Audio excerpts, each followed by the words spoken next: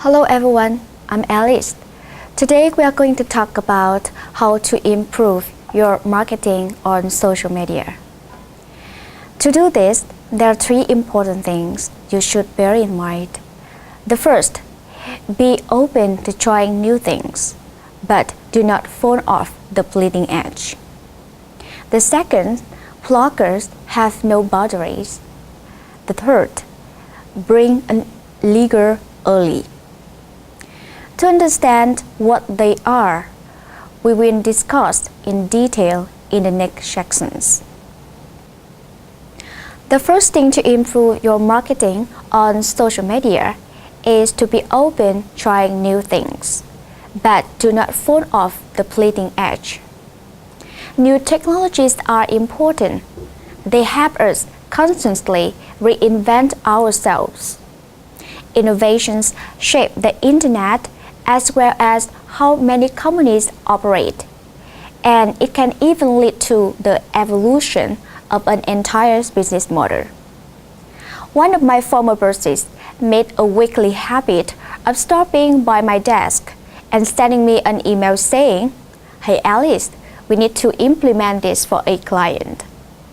He did this because he'd read about it on TechCrunch, Slatdoor, or some other technologies blog that no longer exists.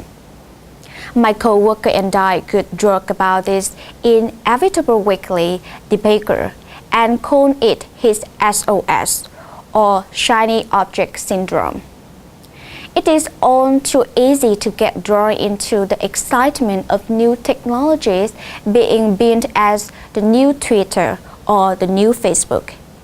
It is especially easy when enough media or superstar hype surrounds a new company or technology. Understand how the tool enables its intended community to share and engage is essential to understand how it could possibly fit into the strategy. Early adopters can be both blessings and a curse, especially for new tools in social media. Early adopters who promote social media sites and tools can inadvertently cause a negative impact. If an early adopter has a huge audience and with a scope, sometimes the tool or site cannot handle the influx or the traffic and attention drawn to it. Often the site or tool is not ready for such an unanticipated rush of activity or adoption, and steadily either the site ceases to function or it becomes incredibly slow or unstable. If any of these consequences occurs, it can spell failure for both the site and for your own social media strategy.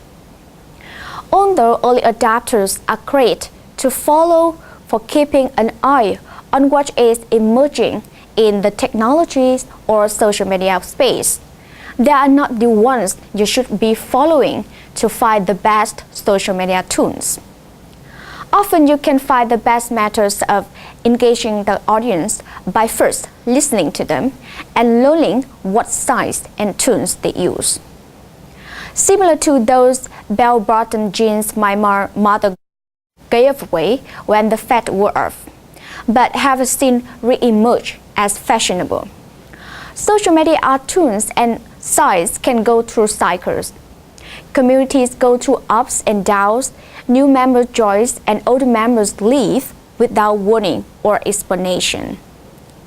If a major influencer within a community leaves, this absence can create a vacuum within the community. Without a key influencer to carry on relevant conversation or engage other members, some community members move to the new communities where they can find the sharing and the engagement they once had with the previous community. A similar experience can occur when a new sites become popular. Key influencers have the power to bring new members to a community.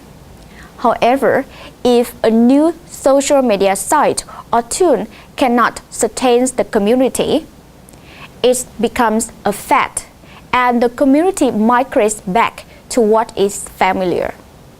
This enlarges why it is important to study the social media audience. You must determine whether the audience you are trying to reach is a part of stable or sound social media community, or is a part of fad site that has popped up only recently. If you were relying on Twitter as the major piece of the social media strategy in 2007, you probably have pulled down a lot of your hair. Very surge in use and traffic in Twitter's network during summer 2007 through 2008 caused it to fail, resulting in users seeing inevitable fail whale. Thankfully, we rarely see the fail whale now. Even Michael Jackson died in June 2009, and high traffic slowed many news sites. Twitter users were not subjected to a single fail whale. However, when tools and sites fail repeatedly, a community can become frustrated and go in search of new social media tools to continue their conversations on. Plurk is one example. Plurk is similar to Twitter in a lot of ways, namely the 140 characters restriction on messages and the capability to send one message to all followers to see. When tweeters were falling on consistent basis, people went to Plurk to converse, engage, and share.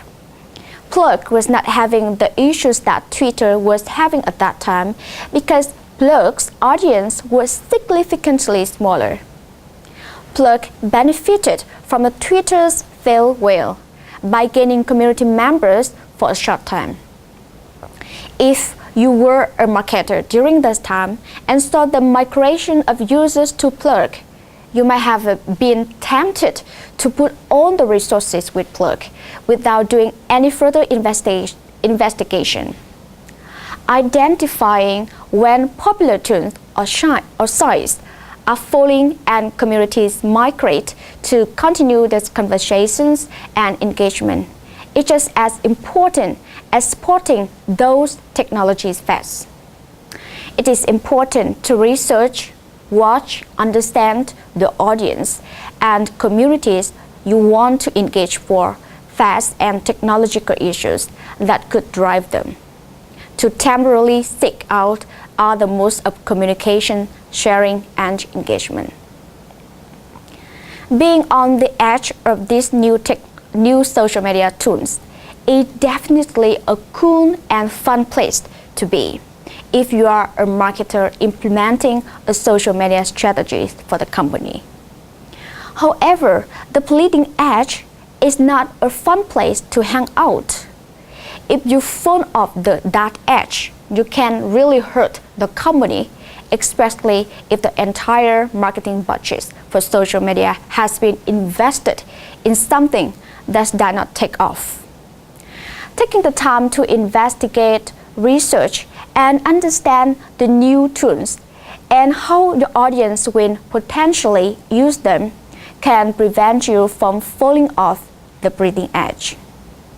Community members can adapt tools and use them the way they were intended for use by its creators, or they can adapt the tools to use them in ways that better suit their needs. It is vital to the strategy to understand how communities has adapted to using these new tools so that the strategy can implement them in the same way and thus engage the community. Secondly, to improve the marketing on social media, you should remember that bloggers have no boundaries. Bloggers can be the most passionate community members out there.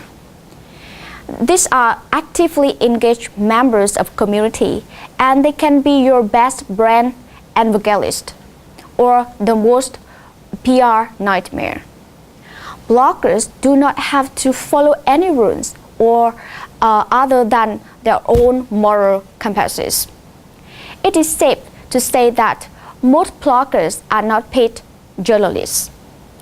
Journalists have a code of ethics that may abide by. Rules handed down by the publication they work for, as well as advertisers the company has to worry about, and generally a fact-finding and verification process is in place. Journalists also have a chain of command they have to answer to. From the editor of the publication to the owner, to the advertiser, and finally to the publication's audience, journalists are paid to please a lot of people. Most of journalists are educated in journalism and a related field. They have gone through internships, started on wanted bits, and moved their way up until they are finally writing what they love. Most bloggers, on the other hand, started down this road because they have been passionate about something. They did not plan a real strategy when they started their blogs. They just wanted to share their experiences with the world, and a blog gave them opportunity to do so. If you think it will be easy to get bloggers to write about you just because you email them, you might want to rethink about the strategy. Bloggers are very aware of the power of their words. Bloggers understand that words can influence not only the current audience, but also the future audiences. Bloggers also know that they have influence over other bloggers in their community. One of their posts can be furthered by another blogger, and thus give them potential to influence the whole audience with their experiences and information. If a blogger has several blogs or guest blogs on other blogs, the potential sphere of influence increases and the audience for the blogger increases. Bloggers jump up the opportunity to guest blog because it increases their sphere of influence and the power of their words to affect an audience. Oh, that blog does not matter. It has only 5 subscribers. If I had $1 for every time and I have heard something similar, I'd be a bit richer. The number of subscribers a blog has displayed is irrelevant to the power the blog has. The blog could have just 5 subscribers, but if the subscribers are family members or a journalist from the New York Times, the potential for a damaging situation is great. This is why relying solely on how many subscribers a blog has displayed is a bad marketing strategy in deciding whether to engage a blogger and build a relationship. One of the worst ways to start with professional bloggers is to tell them how much you love this blog. You probably do not realize how many times a week marketers email bloggers and proclaim to them that how much they love this blog. Bloggers find this type of command like insulting, especially after they look at the title of the signatures and see Director of Marketing or Social Media Guru. They know perfectly well that they are trying to flatter them to get them to talk about you and your product. Instead of emailing the blogger and starting off with, "I really love the blog," trying to say, "I really was interested by this piece of content you wrote," and including the link to the public's post. This shows you have actually read the blog. That word shows a lot more interest than false flattery, which a blogger really does not need. Bloggers will know if you do not take the time to actually understand them. If you just read a few blog posts and did not bother to read through the conversations happening between bloggers and their audience in the comments, you are doing the self and the blogger you want to approach an injustice. The name of the blog is not only relevant piece of information. The most recent blog post or the blog post ranking for your keywords give you clue in understanding what drives the blogger to continue producing content. Just finding a blog you think you want to engage with and sending an email saying, "Hey, we want you to try our stuff," will get your email moved to delete folder. If you can start to build a relationship with a blogger in several ways before you send an email. Start by reading the blog every day. If you find a blog post that really interests you or spark your interest, comment on them. When you have got a good base of conversations going with the blogger through comments, send an email asking if she would like to be considered for future efforts with the company in gaining insight and feedback into your company's products or services. Taking this route helps strengthen the relationship you have been building with the blogger. Although it may take some time to initially establish the relationship with a blogger, you likely will gain a serious ally for your future efforts. Only after you have established the relationship through transparent and upfront means can the magic really begin when working with bloggers. Bloggers are a powerful community when they unite a common good. When word spreads from one blogger to another at the speed of light, it does not matter how much physical distance is between the bloggers. They go to work in the virtual world to share with all their audiences, to spread the word of what is going and how it affects them personally. Finally, give a leader link love. Give a link back to the web page or site you are referencing without expecting them to link back to you, where it is appropriate and does not seem like to fake flattery. Recognizing bloggers for their efforts by adding a link to them in their own company's blog, publications, newsletter, or static website is a great resource on a particular subject can go a long way with a blogger.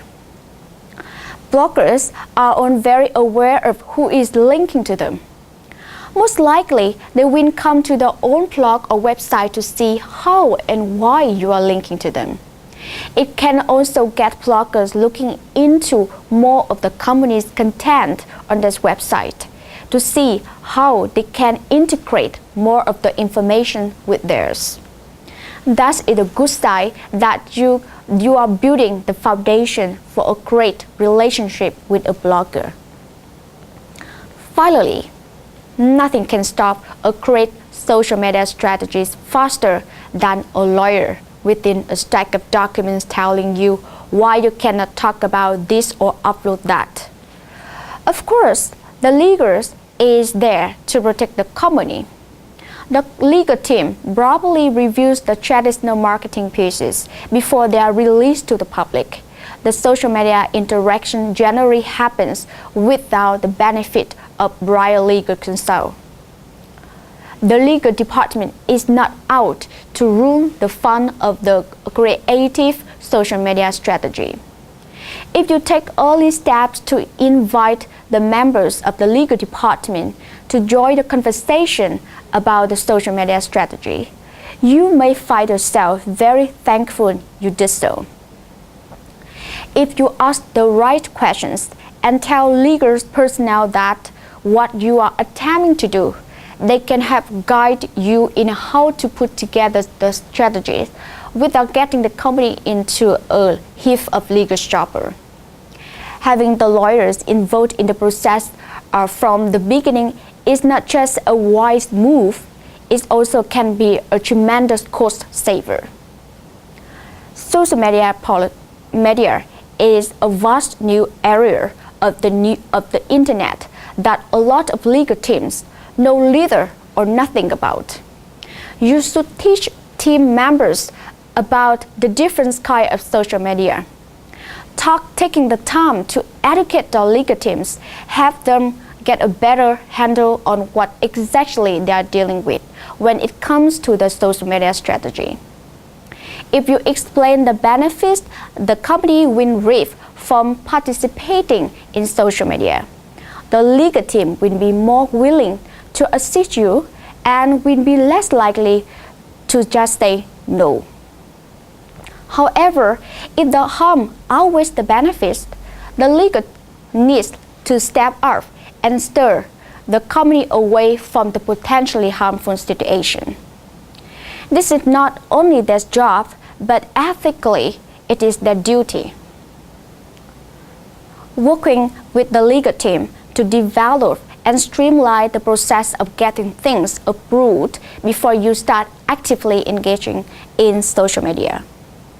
It is the best to include legal as a part of the social media team from the beginning.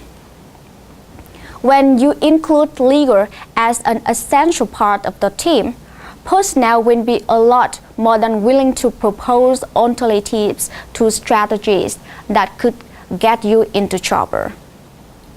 The lawyers will be able to spot proposed strategies that could be legally problematic and set you on the right path before you expend the time, energies, and money on the strategy that could land you in legal hot water. If you know that you need legal approval before you launch or participate in anything that is remotely marketing related, you can better plan the social media strategy accordingly. If legal needs to approve your blog post first, work with the department to develop a smooth and easy way for both of you to approve this post, especially if you expect to post every day. Work with the legal team on a comment policy that defines what can be approved and what can be addressed in comments, as well as what needs to be held for legal review. That will keep your conversations fresh and active to make the content relevant to what is going on in the world and your industry. Because social media is more about what is going on now. It is important that you create a smooth channel to review and approval to keep those active conversations going in the safest way possible. Whether it is trackback or a comment policy for your blog, how your employees speak to consumers in social media forums, or what happens when employees are active in social media sites outside their normal work hours, you need to have legal involved. Always have a contingency plan in case something goes wrong, especially in social media. This is important because in social media, great potential exists for something bad to spread across the globe in seconds. Legal can help you with these types of contingency plans. Legal understand the workings of the legal system. If you are a global company, you're likely to have people on the own team who understand the legal system of different countries. Consult with them to develop a plan to address issues when things go wrong with the social media marketing strategies. The legal team is keen enough to know what kind of actions the company must take in different types of scenarios. As stressed before, the legal team is aware of and extremely skilled in knowing what action to take for different situations that arise. So make sure that the legal personnel are involved in any contingency plans you are developing. Having these type of plans in place when something goes wrong saves a lot of headaches and heartaches when all the dust settles. It also keeps the company from reacting with finger and possibly doing something that will result in more trouble than you originally were in. Smaller companies might not have the luxury of the entire legal team or even any legal staff. If the company has just a small legal staff, it is the best course of action a line of everything you need and then have the legal counsel review the documents, policies, and plans to ensure that you are following a path that will keep the company out of legal trouble. Legal representations whatsoever. It might be worth that the expense to have outside counsel review your plans and have deal with legal issues as they come up. Whenever you are dealing with policies, especially those that deal with employees' conduct, make sure the legal counsel reviews exactly what those policies mean. Dealing with legal might sound scary to entering the social media space. Do not think of it that way. Think of legal as the partner to help steer you on the right path. The legal team ultimately wants you to be as successful as possible in the marketing efforts while staying on the right side of the law. So it is all about the class today. I hope after class you can know some basic ideas how to improve your marketing on social media. Thank you for listening.